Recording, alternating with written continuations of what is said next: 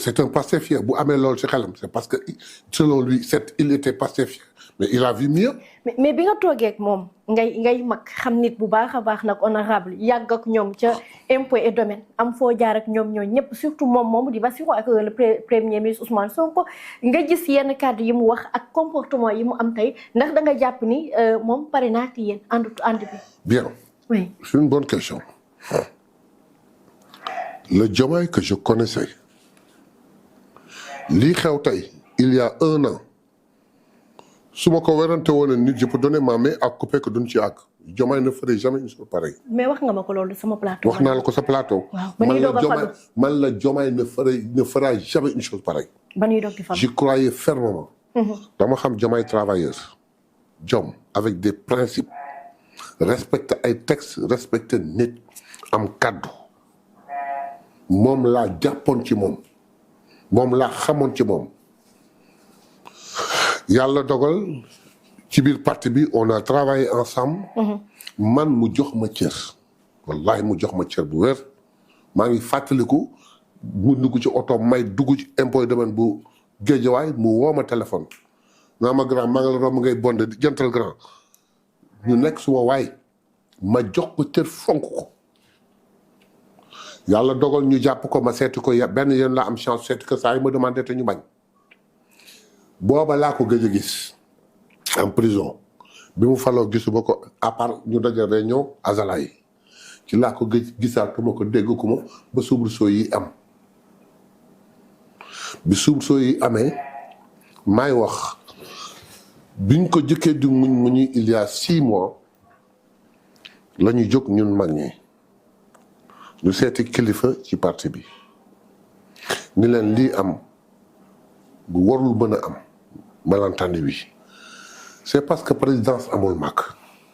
dégg naa rek temps yi mi ngi nana ay mag. présidence amul mag.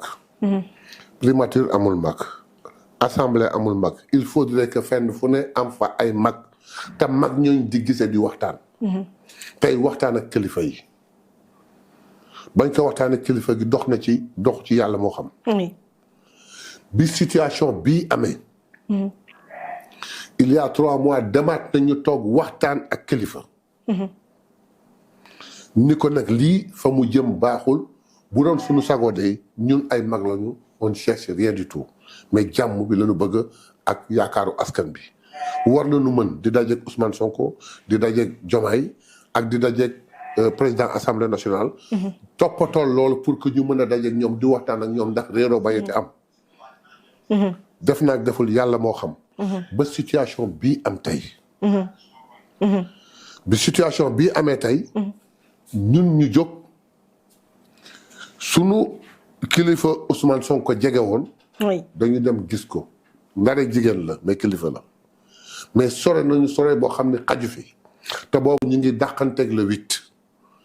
bëgg mu bañ a rater le 8 parce que bu ko raté ci la lépp di am. moom Bassirou Diomaye. waaw on a tout fait pour mu bañ a rater le 8. mais neen bëggoon na ñëw de. en tout cas ñun on a tout fait. pour mu ñëw ñu taal suñu oto dimanche. noppalu wun te pourtant on était très fatigué on était en session budgétaire. taal suñu oto dem ba Ndiaganiao on a été bien reçu. waxtaan ak papam pendant 1h30 waxtaan bu jaar yoon bu rafet mu rafetlu li ñuy dox. rafetlu suñu tànk.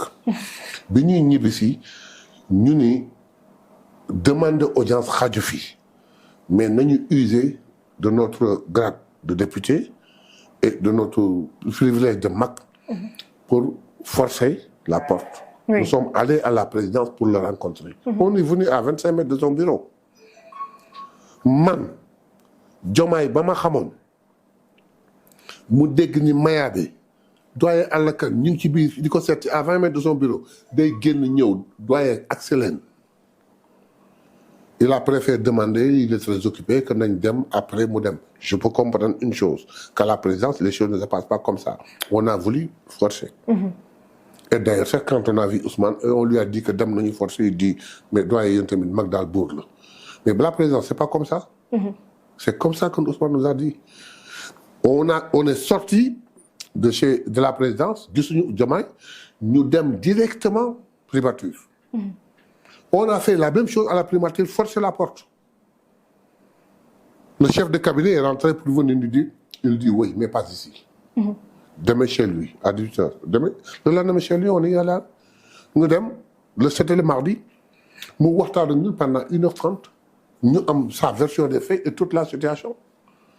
On espérait mercredi, jeudi ou vendredi. Il ne nous a pas appelé. Le jour, il n'est pas venu. Ousmane, mardi, je compte dire que l'affaire est jaxasoo.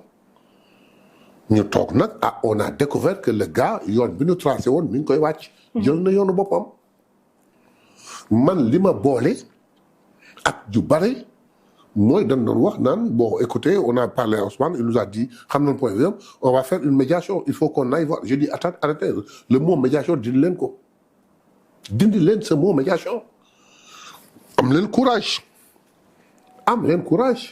c'est un militant de Pastef boo xam ne lañ digge woon lañ tracé woon la ñu waxoon mi ngi koy wàcc et le courage d'aller lui dire hey du nii waxewuñu woon nii ñëwal delluwaat ci biir rang yi.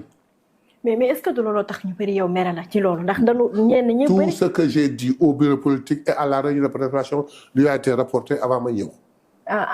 jottali nañ ko Diomaye. lépp wax nañ ko bale may ñëw looloo tax mu mere ma. mu comporté wu moom mais dafa ñi la mere dafa mel ni bëri na ndax gars yi nee nañ yow magu Pastef nga bokk peut-être li gënoon sax gën a ñaw nga waroon def jéem a fexe médiation yi ñëw mais yow nee nañ médiation rek nga doon fa ñëw. tant bien que non mais il n'y a pas de médiation sama ñaar doom.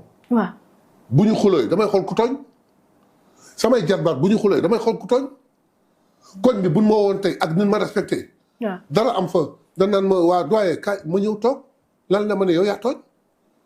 situation bi nekkul di wax Ousmane bàyyi lii Diomaye bàyyi lii xam nga situation mooy lan lii la ñu tracé woon fii la ñu jaar yoon bi lañ jaar Diomaye yaa koy wàcc dellu si ci ko am fit nag te am dëgg te bëgg dëgg Ousmane laaju ko lu munul ne Ousmane bëggul mu réer ñoo wax ñoo diggee mais nag il faut dans cette affaire là boo ko bëggee comprendre doo jël Ousmane jël Diomaye da ngay jël Diomaye teg ko fii nga xool la responsabilité de Ousmane Sonko qui a conduit la résistance xale yi ñëw gëm ko jàpp ci benn langage vérité détermination promesse xale yi ñëw ba ñàkk seen bakkan biñ ko bëggee sànq ñu ni kon kii c'est le guide du projet dañ ko bëgg sànq xale yi joxe seen bakkan ni du dem Diomaye xeex ci mu dem ba ñu boole leen ñoom ñëpp téye Ousmane de la prison continuer di gérer ñu dissoudre parti bi de la prison mu continuer di gérer le parti ba xëy suba mu ni bon c'est pas moi nee na du man je désigne Diomaye ñëpp d'accord. Combien de fois l'on toog en émission je dis qu'on n'a pas le numéro 2 on n'a pas le numéro 3. amu leen plan. Wallahi boobu c'était la vérité je te disais la vérité Ousmane était le seul à avoir fait ces enrichements avec qui je ne sais même pas nous l'avons appris en même temps que vous mu désigner Diomaye c'est là où Diomaye est rentré dans la danse. waaw El Malick génne ni Sonkoy Diomaye Sonko. très bien te booba ba mu koy wax xamul ni woon dana am porte bi. ba muy wax c'est parce que Pape Ngagne Ndiaye daf ko tëj. ci benn question. ni ko waa mais yow combien de fois tu es venu ici ma lay laaj ngeen ne ma amoo plan B. amoo plan C ak plan C aujourd'hui ngeen joxoon Diomaye mu ni ko mais parce que Diomaye Sonko Diomaye. slogan bi jàll. félicitations à El Malick. léegi nag c'est là où Diomaye soogay ñëw. donc toute la responsabilité toute la charge et toute la confiance était avec Ousmane. Ousmane bàyyi charge bi gàddu ko mais dafa jël confiance bi orienté ko vers Diomaye c'est ce qui a fait de Diomaye le président de la République du Sénégal nous l'avons fait nous l'acceptons nous le voulons dinañ ci jàpp inchallah pour mu réussir son mandat. donte ni gisoo bokkutoo leen gis-gis politique. bokkut non ça n'a rien à voir. bokkatuñu gis-gis politique n'a rien à voir ak li ñu digal askan bi. tant que mi ngi ci loolu. dañ ciy jàpp def ci.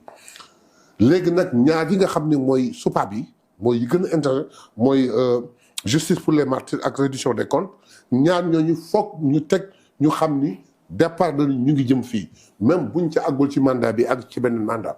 mais mu def ko beneen mandat ak Bassirou Diomaye Diakhar Faye. non Bassirou Diomaye Diakhar Faye il fera un mandat xajal nu Ousmane Sonko ñëw. yow kon Sonko 2029. Sonko sera candidat en 2029 bu ko neexee il sera candidat bu ko neexul il sera candidat. dootul joxoñ kenn loxo bi lay jël scotché ko nii jël ko scotché ko ba dootul mën tàllal loxo bi ñaar loxo yëpp lay boole scotché quitte à ce que jabar yi di ko xool muy lekk mais ñaar loxo yëpp da nga koy scotché dootul joxoñ kenn. d'accord mais ci loolu. léegi dafa am ko tudd muy le président de l'Assemblée nationale. posture am wala position wam dans l'affaire discutable ba ci biir Pastef ñu bëri dañ koy ŋàññi tantôt ñu ni El Malick farul fenn tantôt ñu ni Diomaye la faral tantôt ñu ni Sonko tantôt ñu ni da doon jaxase yow déjà ndax jege nga leen assemblée nga ne bureau politique nga bokk wax nañ juñu nañ fi ay rencontres yu fi am yu xëy na yu Ousmane kontaanul bon ñun dañu bëgg a xam réellement ce qu'il y en est ak posture El Malick. non posture El Malick. les gens lisent. oui. ñi interpréter nii ñi interpréter nii. bare lu ma ci xam.